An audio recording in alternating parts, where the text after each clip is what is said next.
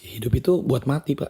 Jadi sebelum mati kita harus melakukan hal yang paling bermanfaatnya untuk minimal untuk diri sendiri, untuk keluarga. Kalau bisa ya lakukan untuk orang banyak ya lebih baik.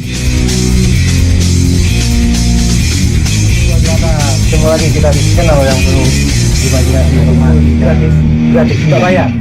Assalamualaikum warahmatullahi wabarakatuh. Menjadi baik itu biasa. Menjadi biasa itu baik.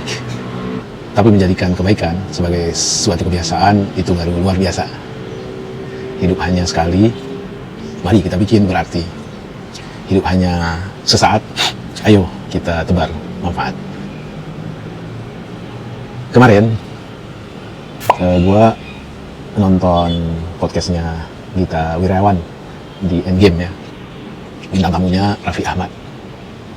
Raffi yang seorang aktor, seorang host, bahkan juga dulu seorang penyanyi ya, anak muda dengan multi talenta.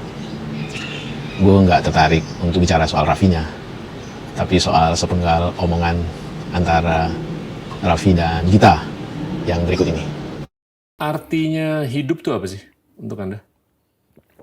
Hidup itu buat mati, Pak. Jadi sebelum mati kita harus melakukan hal yang paling bermanfaatnya untuk minimal untuk diri sendiri, untuk keluarga. Kalau bisa ya lakukan untuk orang banyak ya lebih baik. Ya, itu tadi penggalan dialog antara Gita Wirjawan dengan Raffi. Ketika Raffi ditanya oleh Gita tentang sebuah pertanyaan yang sangat filosofis sebenarnya. Menurut Anda hidup itu apa sih? Dan Raffi dengan lancar menjawab bahwa hidup adalah menunggu mati. Dan adalah tugas kita memberikan yang terbaik kepada diri sendiri, keluarga atau orang-orang terdekat, dan kalau bisa kepada orang banyak, itu jauh lebih baik. Sebenarnya jawaban ini tadinya Bang Kica pikir ini adalah jawaban yang iseng gitu, tapi setelah melihat secara berulang-ulang, Raffi Ahmad menjawabnya dengan lancar, dan rentetan kalimat berikutnya juga dijawab dengan lancar. Jadi Bang Kica bisa menyimpulkan bahwa jawaban tersebut dilakukan secara spontan, keluar dari hati yang dalam, melalui sebuah perenungan panjang barangkali. Dan Bang Kica agak sedikit terpana mendengar jawaban seorang superstar yang selama ini Bang Kica pikir hidup dia penuh dengan segala kelimpahan, dikaruniai sosok fisik yang gagah, ganteng, lalu talenta yang aduhai, semangat kerja yang tinggi, dan dikelilingi oleh orang-orang hebat, kelimpahan harta yang luar biasa, dan pergaulan yang intinya sosok Raffi ini adalah sosok yang boleh jadi banyak orang yang mengidolakan, ingin seperti dia. Tapi jawaban yang dia berikan menunjukkan bahwa Raffi adalah menurut kita seorang filsuf ya, yang tidak semua orang punya jawaban ketika ditanya apa sih sebenarnya arti hidup. Dalam banyak soal, ketika seseorang ditanya tentang arti hidup apa, banyak yang tidak mampu mendeskripsikan jawaban yang tepat. Barangkali termasuk Bang Kica sendiri. Tetapi dengan lancar, tanpa ada satu katakanlah jeda, Raffi menjawab bahwa hidup adalah menunggu mati. Dan ini kalau kita bedah secara katakanlah life cycle, kan kita sebenarnya lahir, balita, anak-anak, dewasa, menua, dan ujung dari hidup itu ya memang mati gitu. Jadi apa yang Raffi katakan itu ya tepat, bahwa setiap yang hidup sedang menunggu yang pasti, yaitu mati. Memang tidak semua orang menjalani siklus yang sempurna. Ada orang yang baru masih dalam kandungan, dia meninggal. Ada yang masih balita, sudah meninggal. Tidak sedikit yang masih anak-anak juga meninggal. Dan menua, dewasa, meninggal gitu. Jadi sebenarnya dari siklus manapun, ya itu yang dikatakan oleh Raffi Ahmad bahwa hidup itu menunggu kematian, absolutely benar adanya.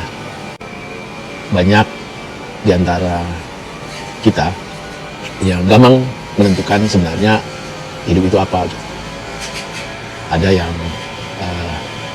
mendeskripsikan bahwa hidup itu adalah sukses.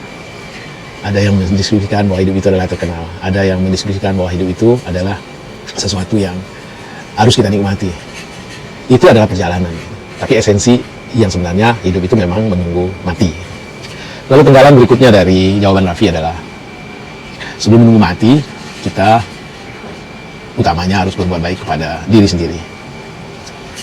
Lalu berbuat baik kepada orang-orang terdekat kita, keluarga, dan terakhir kepada masyarakat. Ini juga absolutely 100% correct. Boleh dong kita belajar dari jawaban Raffi ini. Jadi berbuat baik terhadap diri sendiri yaitu naluri dasar yang Tuhan tanamkan di diri kita. Berbuat baik kepada diri sendiri itu, ya bahwa diri ini kan ada fisik, ada yang sifatnya non fisik. Nah, berbuat baik kepada fisik adalah memberikan yang terbaik kepada tubuh kita, makanan terbaik, sesuatu yang baik yang tidak merusak, itu naluri. Lalu kepada non fisik, ya memberikan asupan berupa santapan rohani yang baik, katakanlah ilmu pengetahuan, asupan untuk otak kita yang baik. Dan satu hal lagi, menjaga hati tidak berbenturan antara perbuatan dengan apa yang hati suarakan. Itu adalah berbuat baik kepada hati, bahwa dalam hati kita itu tertanam semua yang baik-baik. Jika kita melakukan sesuatu yang tidak baik, maka pada intinya kita sedang membuat atau memberikan asupan yang tidak baik kepada diri, dan itu berlawanan dengan naluriah dasar yang ada atau tertanam di hati kita. Jadi berbuat baik kepada diri sendiri itu kedudukannya adalah naluri. Lalu berbuat baik kepada keluarga itu adalah kewajiban. Kewajiban yang harus kita panggul, amanat yang harus kita jalankan, tentu proporsional sesuai dengan kemampuan kita. Tapi intinya, orang yang baik tidak akan memberikan yang tidak baik kepada keluarganya. Dan berbuat baik kepada orang banyak itu adalah kesempatan. Kesempatan yang alangkah meruginya kalau tidak kita ambil kesempatan tersebut.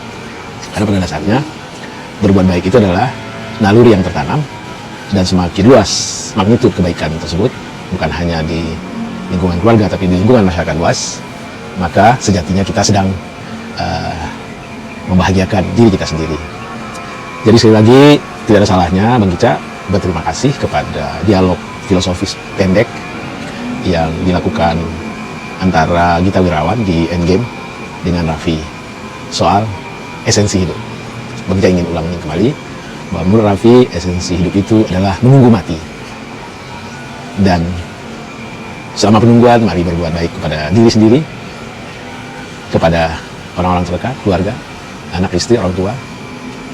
Dan itu akan menjadi lebih sempurna, lebih baik kalau kita bisa berbuat baik kepada lingkungan yang lebih luas, yaitu masyarakat banyak, alam semesta. Demikian kicau pendek ini, kicau pendek yang sebenarnya kemarin Bang Kicca sudah upload short videonya, dialog antara Pak Gita Wirawan dengan Raffi Ahmad.